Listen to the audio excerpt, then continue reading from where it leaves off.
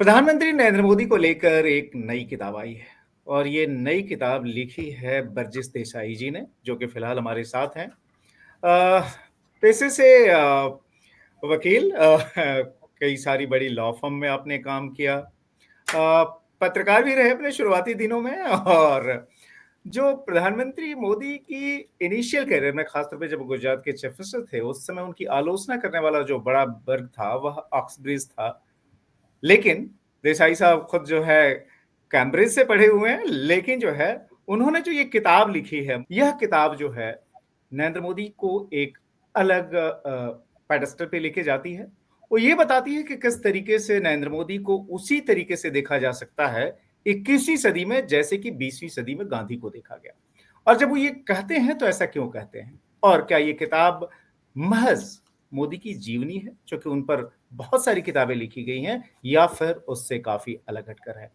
देसाई साहब, इस खास बातचीत में आपका स्वागत है। और चूंकि आपका ताल्लुकात गुजरात से है, मूलतः आप नवसारी से हैं, और जो देश का जो सबसे पुराना, एक तरह से कह सकते हैं, अखबारों में से एक, बॉम्बे समाचार, जो कि मुंबई समाचार के तौर पे जाना जाता है, उसके लिए आपने काम भी किया। फिर आपकी एजुकेशन रही मुंबई से लेकर और कैम्ब्रिज तक, और आपने कई सारी किताबें लिखी। आपकी पिछली कई सारी किताबें पारसी कम्युनिटी को लेकर है, लेकिन ये किताब जो है आपकी नरेंद्र मोदी को लेकर है।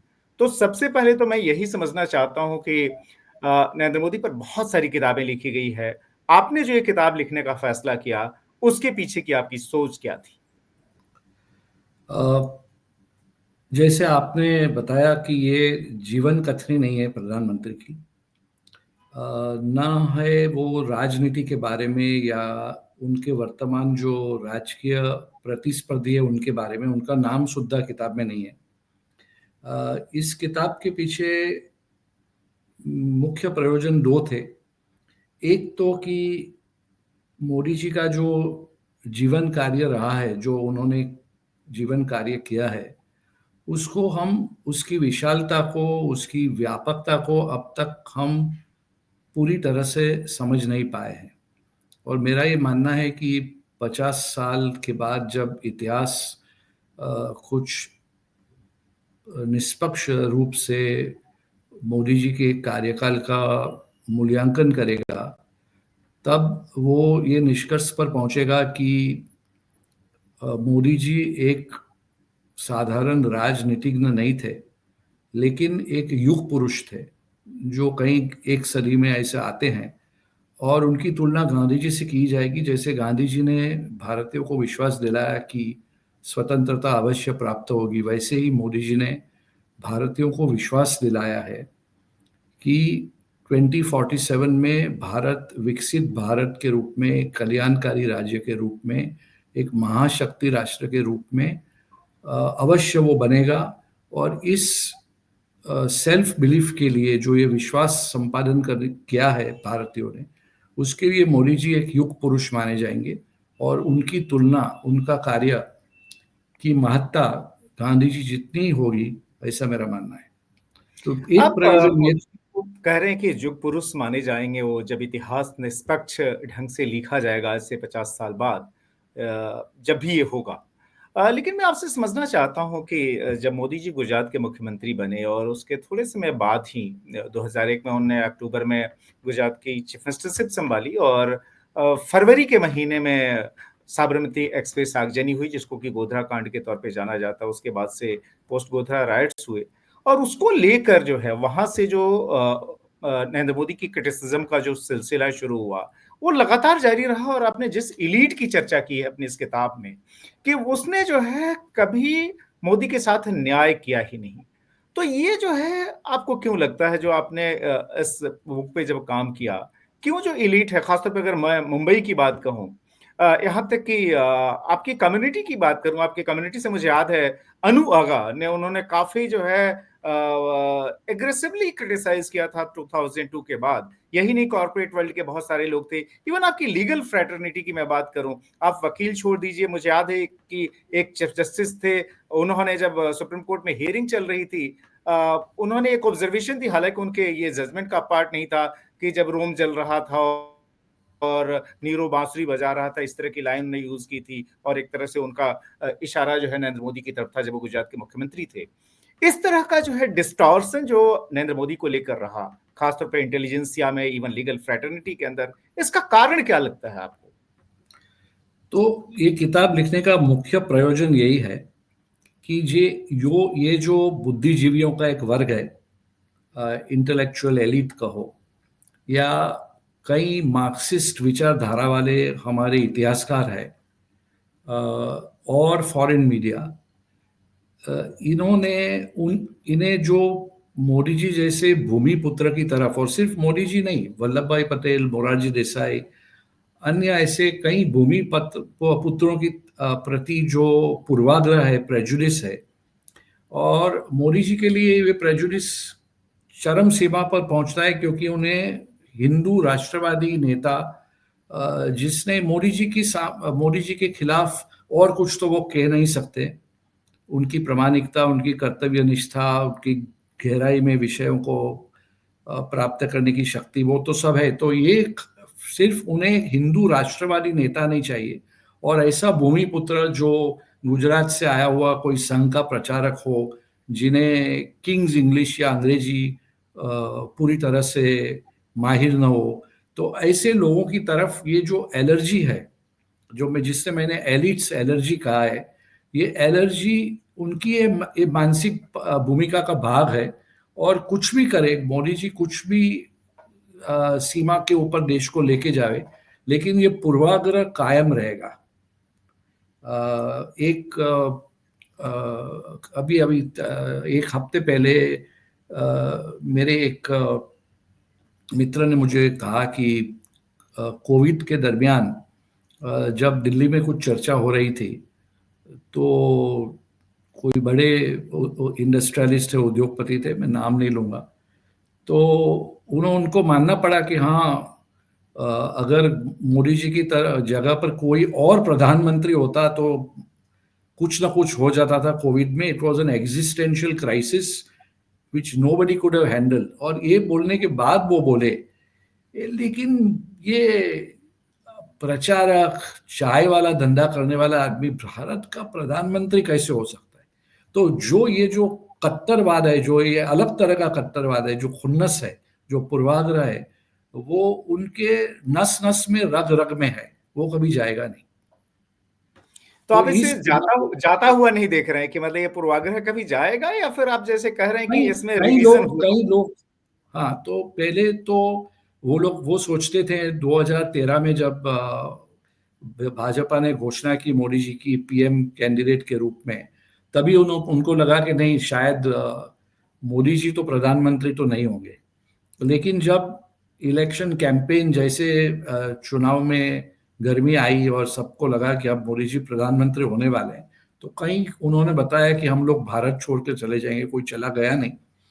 और फिर उसके बाद 2019 में उनको लगा कि शायद एक टर्म की प्राइम मिनिस्टरशिप थी, अभी 2019 में वापस वो सत्ता में नहीं आएंगे। और जब वो और बहुमत से आए, तब ये जो उनकी एलर्जी है वो फ्रस्ट्रेशन के रूप में परिवर्तित हुई।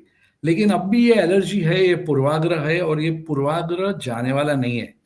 और सब, जैसे मैंने बताया कि सिर्फ मोदी जी के लिए नहीं, जो हम्बल रूट से आए हैं, जिन्हें अंग्रेजी के ऊपर इतना कंट्रोल नहीं है, जो हिंदू राष्ट्रवादी नेता है, और खास करके बाबरी मस्जिद के विध्वंस के बाद हिंदुत्व की बात करने वाले या हिंदू राष्ट्रवाद की बात करने वाले किसी भी व्यक्ति के प्रति इन लोगों को एक घृणा है, तीव्र द्वेष है। प्रेजुडिस भी नहीं, तीव्र द्वेष है। और वो उसके सामने ये एविडेंस ऑन रिकॉर्ड, लाइक जैसे आपने बताया कि साबरमती की जो ट्रेन जलाने की पूरी विगतें थी, वो 2023 में पब्लिश हुई एक हिस्ट्री बुक में, जो एक प्रख्यात हिस्ट्री बुक है, इंडिया आफ्टर गांधी, जो रामचंद्र गुहा नाम के एक इतिहासकार ने लिखी है। तो 2023 में प्रगट हुई इस किताब में एक शब्द भी नहीं है कि कई जांच आयोग ने एसआईटी ने, जो सुप्रीम कोर्ट द्वारा नियुक्त की गई स्पेशल इन्वेस्टिगेटिव टीम थी, और सुप्रीम कोर्ट ने खुद कितने साल के मुकदमे सुनने के बाद जो कहा कि उसमें कोई तथ्य नहीं है कि गुजरात सरकार कोई रूप से इसमें दोषित नहीं थी, उसका एक वाक्य भी वो किताब में नहीं है। लेकिन जो दंगल हुए थे उनकी विस्तृत कहानियां है। ट्रेन कैसे जलाई गई, बोलो ट्रेन तो जलाई ही नहीं गई। गैस सिलेंडर का गैस सिलेंडर में एक्सप्लोजन हुआ और गैस सिलेंडर की वजह से पूरा कंपार्टमेंट जल गया और 60 लोग बाहर नहीं आ सके। ऐसी वाहियात बातें बताई जाती हैं और उसका खंडन करने वाला कोई नहीं है। तो मैंने इस विश्लेषण द्वारा सिद्ध किया है कि ये सब जांच आयोग का, अगर आप रिपोर्ट्स गौर से देखेंगे या सुप्रीम कोर्ट का जजमेंट्स देखेंगे और जो कुछ हुआ, 10-15 चीजें ऐसी है जो मैंने किताब में लिखी है। ये गोधरा जो साबरमती ट्रेन के बाद जो हुआ, वो सिद्ध करती है कि ये एक पूर्व योजित षड्यंत्र था। उसमें कोई, it's was a clinically planned terrorist conspiracy, और जिसमें पाकिस्तान के आईएसआई का पूरा सिग्नेचर था। वो जो एक बड़े केपीएस गिल नाम के एक बड़े विख्यात पुलिस अफसर थे, उन्होंने भी अपनी स्वतंत्र परीक्षण के बाद यही वो निष्कर्ष पे आए कि ये पूरा आईएसआई स्पॉन्सर्ड अटैक था। और जैसे आपको मालूम है कि गोधरा गुजरात का सबसे बड़ा मुस्लिम मेजॉरिटी टाउन है, तो उसको ही सिलेक्ट किया गया, वही स्टेशन को सिलेक्ट किया गया और ये पूरा षड्यंत्र था। लेकिन ये इसकी कोई एक चर्चा, एक वाक्य, एक शब्द आपको पढ़ने को नहीं मिलेगा। तो ये बताएं कि जो इतना बायस्ड एटीट्यूड रहा एलीट का या जो हिस्टोरियंस हैं, और आपने ये भी कहा कि खासतौर पर जब अयोध्या का मूवमेंट शुरू हुआ और वहाँ से एक जो है हिंदुत्व मूवमेंट जिसे कहा गया और जिसको लेकर काफ़ी क्रिटिसिज्म भी उन तमाम लीडर्स या यहाँ तक कि संघ के प्रचारकों की हुई जो कि उस मूवमेंट से जुड़े हुए थे, और जाहिर है चूंकि नरेंद्र मोदी भी उसका हिस्सा रहे हैं, इसलिए वहां से जो है एक बायस शुरू हुआ। और 2002 में गोधरा कांड के बाद से, पोस्ट गोधरा जो राइट्स हुए उसके बाद से एक्सट्रीम पोजीशन पे चला गया यह बायस, जिसमें कि लगातार नरेंद्र मोदी की आलोचना की गई ये कहते हुए कि बहुत बड़े हिंदुत्ववादी हैं, हिंदू हृदय सम्राट हैं, बड़े कट्टर हिंदू हैं, और इसकी वजह से माइनॉरिटीज जो हैं, और जब हम इंडिया के संदर्भ में कहते हैं तो माइनॉरिटीज से अक्सर अर्थ मुस्लिम कम्युनिटी से लगाया जाता है, जो कि वैसे इस देश की दूसरी सबसे बड़ी कम्युनिटी है। अगर रियल माइनॉरिटी कोई है तो आप उसको रिप्रेजेंट करते हैं, जो कि पारसी कम्युनिटी है जिसकी आबादी लाख से भी कम है इस देश के अंदर। तो वो जो है कि यह बड़े मुस्लिम विरोधी हैं, और इसलिए जो है यह भारत को सहेज कर चलने के काबिल नहीं है, इनके हाथ में लीडरशिप जो है नहीं दी जा सकती। ये एक बायस रहा, बावजूद इसके देश के मेजोरिटी ने जो है उनको मैसिव मैंडेट दिया, एक बार नहीं, दो बार नहीं, 3 बार दिया, और वो जो है पिछले एक तरह से कह सकते हैं 2014 में उन्होंने सत्ता संभाली, तब से वो लगातार पॉपुलैरिटी जो है वो गेन करते जा रहे हैं। मैं आपसे ये समझना चाहता हूं कि यह जो इस तरह का जो एक नैरेटिव है कि यह मुस्लिम विरोधी है, यह माइनॉरिटी विरोधी है, क्योंकि आप जो है न सिर्फ भारत की बल्कि दुनिया की सबसे छोटी माइनॉरिटी को रिप्रेजेंट करते हैं, और आपने खुद पारसी कम्युनिटी को लेकर कई सारी किताबें भी लिखी हैं। क्या नरेंद्र मोदी के आउटलुक में कहीं से भी उनकी पर्सनालिटी में एंटी माइनॉरिटिज्म आपको दिखाई देता है? मोदी जी का जो कार्य रहा है, अगर वो कार्य को कोई निष्पक्ष रूप से देखे तो वो कभी, जब कल्याण की चीजें आती है, कल्याणकारी वेलफेयर स्टेट के बेनिफिट्स आते हैं, जो मैंने जैसे किताब में लिखा है कि सरहानपुर में जो सलमा को वेलफेयर बेनिफिट मिलता है, वही बेनिफिट उसकी पड़ोसी राधा को भी मिलता है। वो अब माइनॉरिटीज भी ये समझ चुकी है कि जो भारत का जो कल्याणकारी राज्य है, जो वेलफेयर स्टेट है, वो धर्म निरपेक्ष है, इट इज रिलीजन न्यूट्रल। और मोदी जी ने कभी भी वो जो लोग उनकी आलोचना करते हैं, वो ये नहीं समझ सकते हैं कि राष्ट्रवादी होना हिंदुत्व में धर्म की रूप से नहीं, लेकिन सांस्कृतिक रूप से हिंदुत्व में मानना, सभ्यता के रूप में हिंदुत्व को मानना, और राष्ट्रवादी होना और कौमवादी होना, उसमें बहुत बड़ा फर्क है। मोदी जी राष्ट्रवादी जरूर है, उन्होंने कुछ भी ऐसा कार्य नहीं किया है जिससे उन्हें प्रत्यक्ष या परोक्ष रूप से कौमवादी कहा जा सके। और जैसे आपने बताया कि हमारी जो कौम है वो तो एक अल्पसंख्यक से भी अल्पसंख्यक है, अभी 80,000 बाकी है पूरे विश्व में।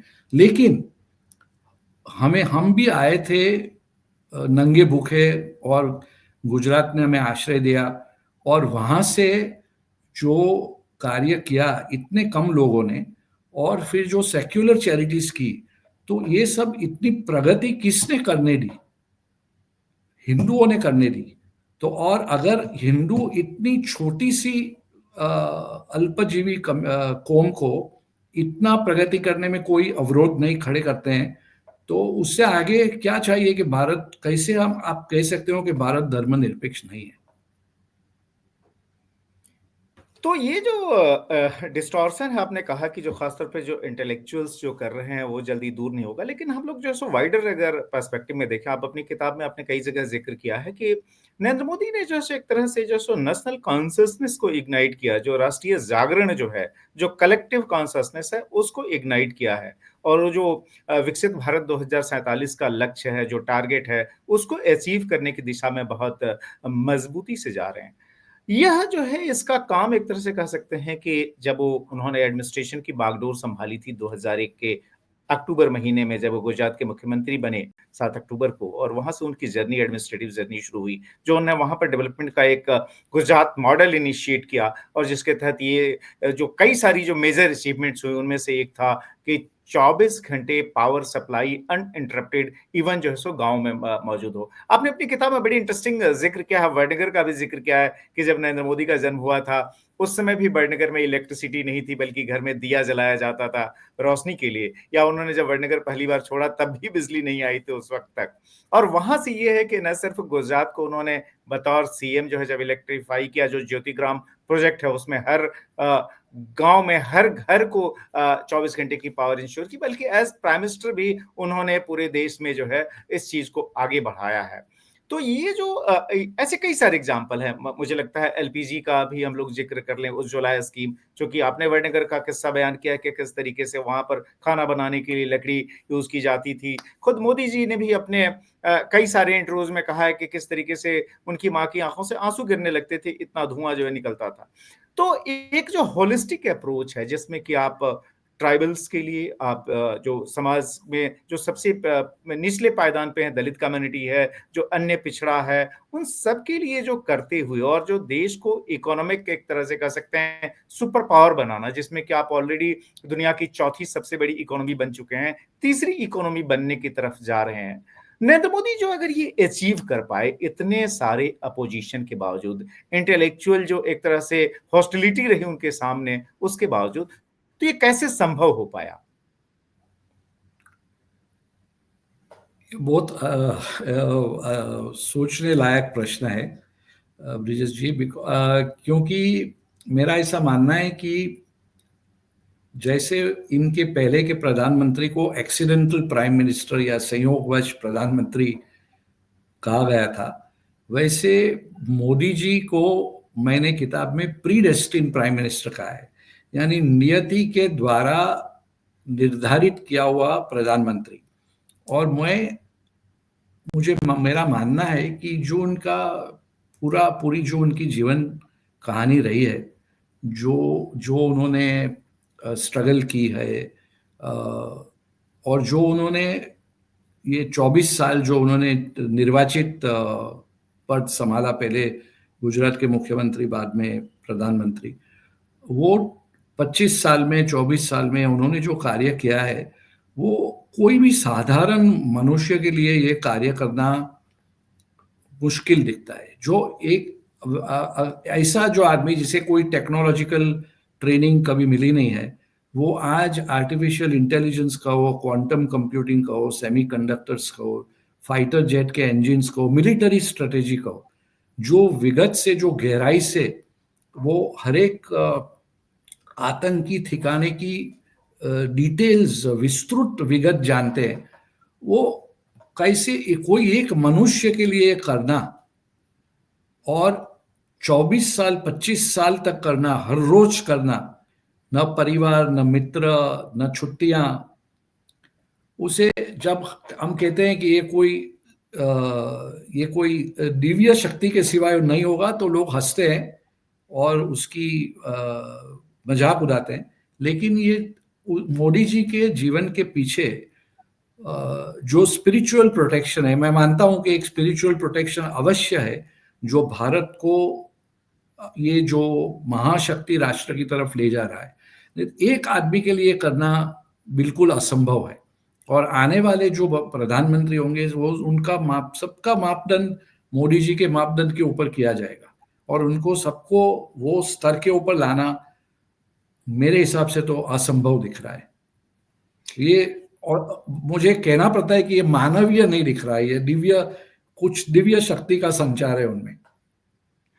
आपने कहा कि कुछ दिव्य शक्ति का संचार है मोदी जी में, वो खुद काफ़ी स्पिरिचुअल भी हैं और स्पिरिचुअलिटी की जो टेंडेंसीज हैं बचपन से उनमें आनी शुरू हो गई थी। हालाँकि आपने कहा है कि आपकी किताब ये टिपिकल बायोग्राफी नहीं है, लेकिन आपने अपनी रिसर्च में कई सारे ऐसे फैक्ट्स को लेकर आप आए हैं जो कि पहले बहुत ज़्यादा नोन नहीं रहे हैं। जैसे कि मान लीजिए उन्होंने बहुत कम उम्र में जो आरएसएस की शाखा में जाना शुरू कर दिया था, या फिर साधुओं की सेवा में, सन्यासियों की सेवा में जिस तरीके से उन्होंने समय बिताना शुरू किया था, ये सब चीज़ तो नोन है। लेकिन उसके आगे जैसे कि मान लीजिए जब उन्होंने घर छोड़ा, घर छोड़कर निकले, ख़ास तौर पर जो है एक उनका जो स्पिरिचुअल परसूट था उसके लिए आध्यात्मिक यात्रा जिसको हम लोग कहते हैं, और उसमें जो है देश भर में जब वो चक्कर लगा रहे थे, आपने ज़िक्र किया है कि पीताम्बरा पीठ भी जो है उनका जाना हुआ था उसी दौरान, और इस तरह की जानकारियाँ पहले कभी नहीं रही हैं। तो पहले तो मैं आपसे ये समझना चाहता हूँ कि आप इस तरह की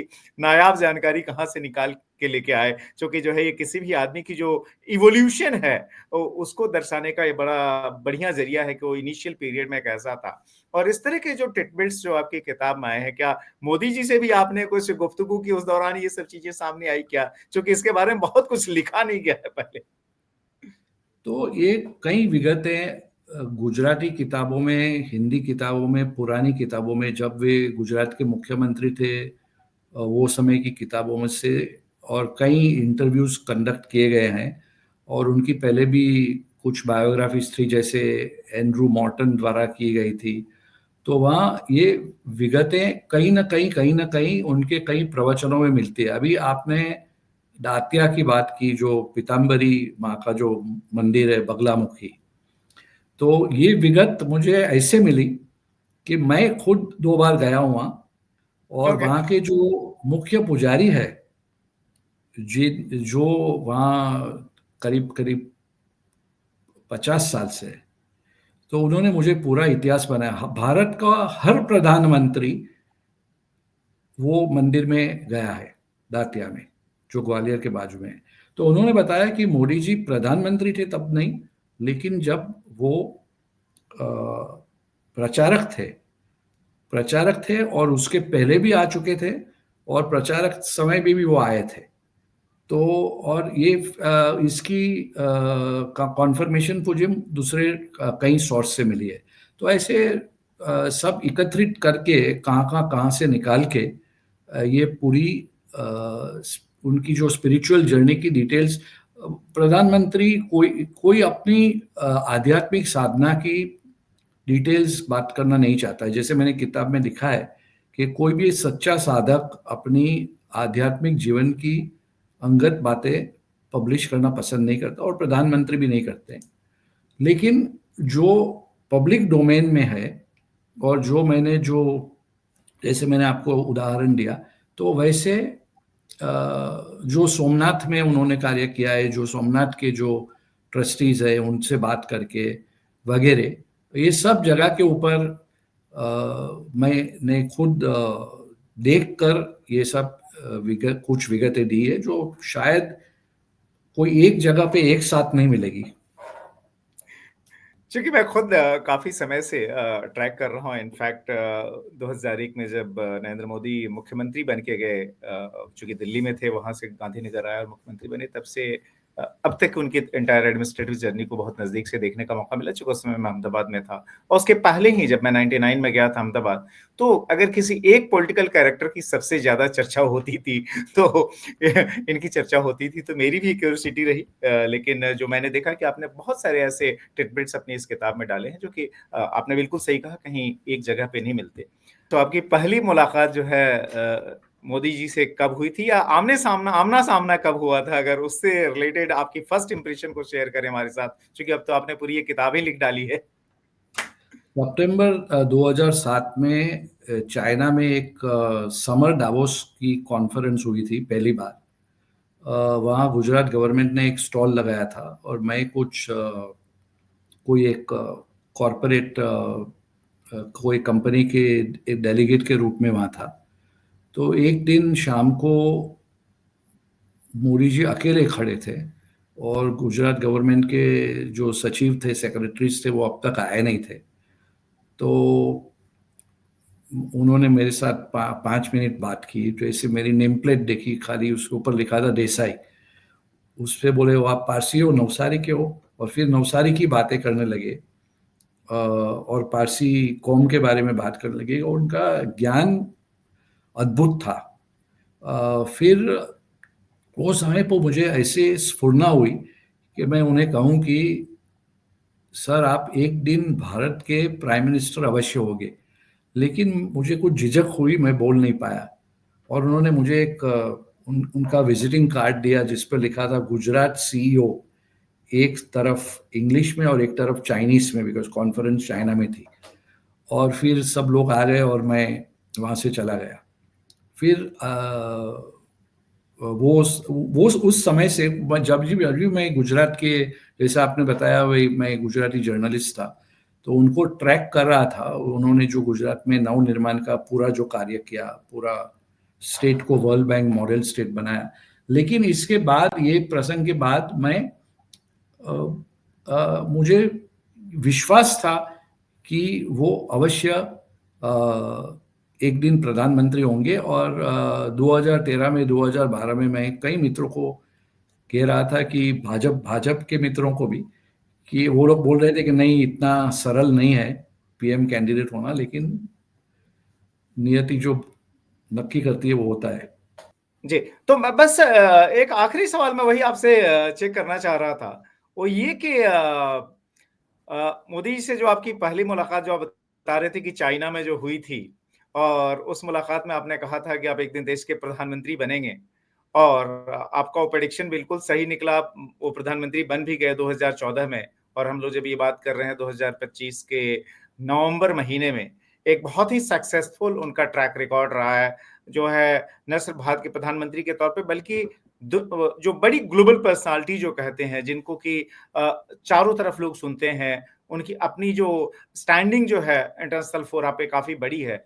इसके बाद आप क्या देखते हैं कि 2047 के लिए जो मोदी जी ने जो सपना देखा है, उस डायरेक्शन में आप जो इंडिया की जो जर्नी है, उसको कितना मजबूती से आगे बढ़ता हुआ देख रहे हैं? और क्या प्रधानमंत्री का वो सपना जो है 2047 के पहले पूरा हो जाएगा, या 2047 के बाद तक का हमें इंतजार करना पड़ेगा? क्या दिख रहा है आपको? सिर्फ मुझे ही नहीं, कई लोगों को पूरा विश्वास है कि 2047 की जो जर्नी है, जब भारत शायद सेकंड लार्जेस्ट इकोनॉमी हो सकता है।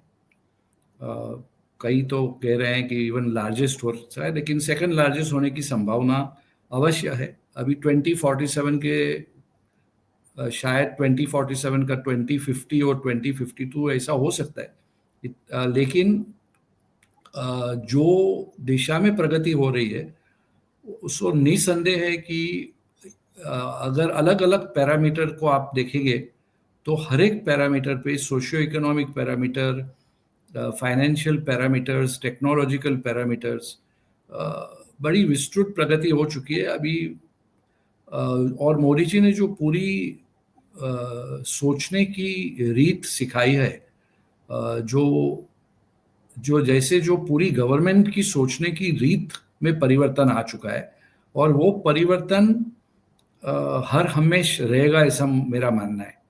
तो 2047 is a very very realistic possibility. वो वास्तव में वो, मुझे कोई शंका नहीं है कि वो अवश्य होगा। 5 साल 4 साल ये तरफ वो तरफ। थैंक यू देसाई साहब, बहुत मजा आया आपसे बातचीत करके, और आपने अपनी इस किताब में जो तमाम चीजें जो लिखी हैं बहुत विस्तार से, मोदीज मिशन के तौर पे जो किताब का टाइटल है, और इस मोदी के मिशन की कामयाबी को आप जो सो देख रहे हैं कि जो विकसित भारत का जो लक्ष्य है मोदी मिशन के तहत, जो कि आपने इसमें डाला भी है काफी डिटेल में कि किस तरीके से उस पर आगे बढ़ रहे हैं और कैसे अचीव हो सकता है, और किस तरीके से भारत के कलेक्टिव कॉन्शसनेस को, यानी जो ये राष्ट्रीय जागरण का वो काम कर रहे हैं और सबको साथ लेके चल रहे हैं, अनलाइक जैसा कि इंटेलेक्चुअल्स जो इस देश में जो खासतौर पे एलीट जो है वह पोर्ट्राई करने की कोशिश करता है, वह भारत को जो है दुनिया की दूसरी सबसे बड़ी आर्थिक ताकत बनाने की राह पर है वो सारा का सारा एक्शन।